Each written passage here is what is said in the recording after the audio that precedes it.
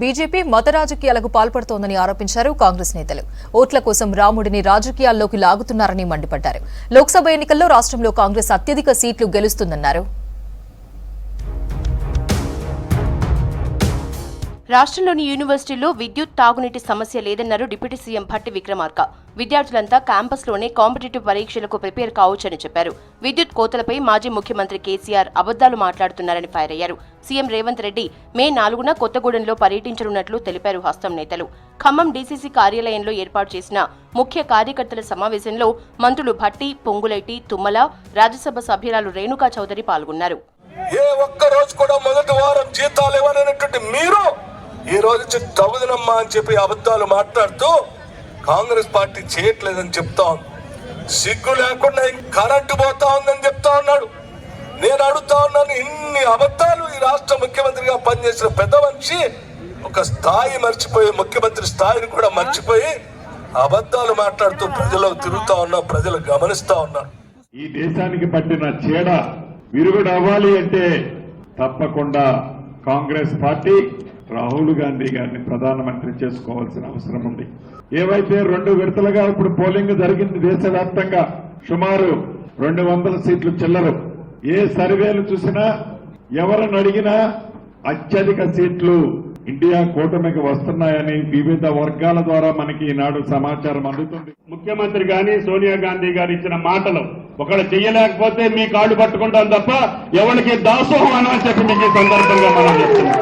నిన్న మళ్ళీ మా పెద్ద ఆయన వచ్చాడు మాజీ, ఇటు నాగార్జున సాగర్ నీళ్లు ఇయ్యలేదంటాడు. వర్షాకాలం జూన్లో ఇయ్యలేదు పెద్ద మనిషి, ఎండాకాలంలో మమ్మల్ని ఇయ్యలేదంటాడు. మేమేమన్నా తాగినా వచ్చి గేట్లు కూడా ఎత్తలే ఈ 3 నెలల్లో. మంచినీళ్ళ కోసం మొన్న పాలేరుకి ఇస్తే అదిగో నేను వచ్చా, నీళ్ళు వచ్చినాయి అంటాడు. రాష్ట్రంలో రైతుల సంక్షేమానికి ప్రభుత్వం కట్టుబడి ఉందన్నారు మంత్రి శ్రీధర్ బాబు. ఎన్నికల్లో రైతులకు ఇచ్చిన హామీలను తప్పక నెరవేరుస్తామన్నారు. మంచిర్యాలలో జరిగిన కిసాన్ మేళాలో ఎమ్మెల్యేలు వివేక్, ప్రేమ్సాగర్ రావు, ఎంపీ అభ్యర్థి వంశీకృష్ణతో కలిసి కార్యక్రమంలో పాల్గొన్నారు శ్రీధర్ బాబు. కార్యక్రమంలో మంత్రి శ్రీధర్ బాబు, ఎమ్మెల్యేలు ప్రేమ్సాగర్, వివేక్, వంశీని ఘనంగా సన్మానించారు నిర్వాహకులు. ఈరోజు ఆర్గానిక్ సంబంధించి అందరూ కూడా అనుకుంటా ఉంటారు, ఇళ్లలో కానీ middle class, upper middle class ఉత్పత్తులు ఏవి ఉంటాయో కొద్దిగా ఖరీదైనవని చాలా వరకు ముందుకు రారు. ఫుడ్ ప్రాసెసింగ్ సెంటర్ ఏర్పాటు చేయాలి, పరిశ్రమల శాఖకు సంబంధించి చేయమన్నప్పుడు తప్పకుండా దీని గురించి ప్రత్యేకమైన ఆలోచన చేసే కార్యక్రమం ఈ ఎలక్షన్ తర్వాత చేయడం జరుగుతుందని ప్రేమసాగర్ రావు గారికి చెప్తా ఉన్నా. రుణమాఫీ చేస్తే రైతులు సోమరులు అవుతారన్న ప్రధాని మోదీ బడా వ్యాపారులకు మాత్రం లక్షల కోట్లు మాఫీ చేశారని విమర్శించారు నిజామాబాద్ ఎంపీ అభ్యర్థి జీవన్ రెడ్డి. బోధన్ నియోజకవర్గంలో ఎమ్మెల్యే సుదర్శన్ రెడ్డితో కలిసి ఎన్నికల ప్రచారం నిర్వహించారు జీవన్ రెడ్డి. వర్షాకాలంలోపు కాంగ్రెస్ ప్రభుత్వం రైతులకు రుణమాఫీ చేస్తుందన్నారు.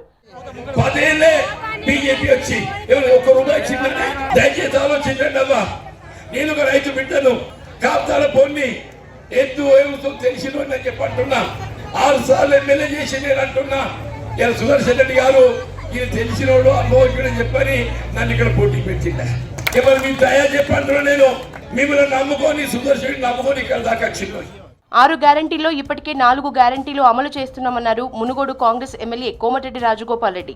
ఆగస్టు 15లోగా రైతు రుణమాఫీ చేస్తామన్నారు. ఎన్నికల ప్రచారంలో భాగంగా భువనగిరి లోక్సభ సెగ్మెంట్ పరిధిలో నల్గొండ జిల్లా చెండూరులో రోడ్ షోలో పాల్గొన్నారు రాజగోపాల్ రెడ్డి. ఎంపీ అభ్యర్థి చామల కిరణ్ కుమార్ రెడ్డిని భారీ మెజారిటీతో గెలిపించాలన్నారు. ఈ ప్రాంత అభివృద్ధి కోసం, ఈ ప్రాంత రైతుల కోసం, ఈ ప్రాంత పేదల కోసం ఎంత దూరం అన్న పోతా, ఎంత త్యాగమైన చేస్తా, ఎంత పోరాటమైనా చేస్తా, ఎక్కడకు వేసే ప్రసక్తే లేదు. మాట తప్పను, మాట తిప్పను. ఈ విషయంలో ఎక్కడ కూడా ఎంత దూరం తిప్పుతున్నాం. చేనేత కార్మికుల రుణాలు 350 కోట్ల రుణాలు మాఫీ చేయించిన, మళ్ళీ మీ రుణాలు మాఫీ చేపిస్తా అని చెప్పి చెప్తున్నాం. కాంగ్రెస్ రాజకీయం ముందు బీజేపీ బచ్చా అన్నారు పీసీసీ వర్కింగ్ ప్రెసిడెంట్ జగ్గారెడ్డి. అన్ని కులాలు బీజేపీకి దూరమైతున్నారని అమిత్ షా ఢిల్లీ పోలీసుల్ని గాంధీ భవన్ కు పంపారని తెలిపారు. ఓటు బ్యాంకు కోసం ప్రసంగాలతో హిందువుల్ని రెచ్చగొడుతున్న ప్రధాని మోదీకి ఈసీ ఎందుకు నోటీసులు ఇవ్వట్లేదని ప్రశ్నించారు. మీరు ఎంత ఒక ప్రధానమంత్రి మోడీగా ఎంత అబద్ధం మాట్లాడిరండి.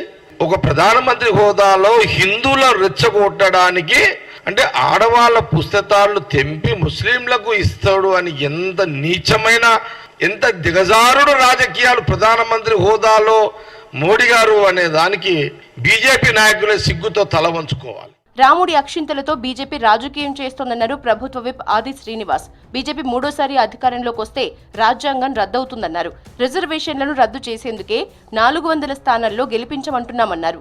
జగిత్యాల జిల్లా మేడిపల్లి మండలంలో వెలిచాల రాజేందర్ కు మద్దతుగా ఎన్నికల ప్రచారం నిర్వహించారు ఆది శ్రీనివాస్. రాజ్యాంగాన్ని, రిజర్వేషన్లను కాపాడుకునేందుకు కాంగ్రెస్ ని గెలిపించాలని కోరారు. 10 లక్షలు ఆరోగ్యశ్రీ కార్డు చేసుకున్నాం, 500 రూపాయలకి సిలిండర్ ఇచ్చుకున్నాం, ఇల్లు లేని వారికి నియోజకవర్గం 3000 ఇల్లు ఇచ్చుకున్నాం. ఇలాంటి పేదల కోసం ఇది కదా పేదల ప్రభుత్వం. పేదల గురించి ఆలోచించే ప్రభుత్వం ఏముందంటే ఈ దేశంలో రాష్ట్రంలో కాంగ్రెస్ ప్రభుత్వం.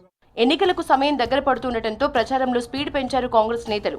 మంత్రులు, ఎమ్మెల్యేలతో కలిసి ఇంటింటికి తిరుగుతూ కాంగ్రెస్ కి ఓటు వేసి గెలిపించాలని కోరుతున్నారు.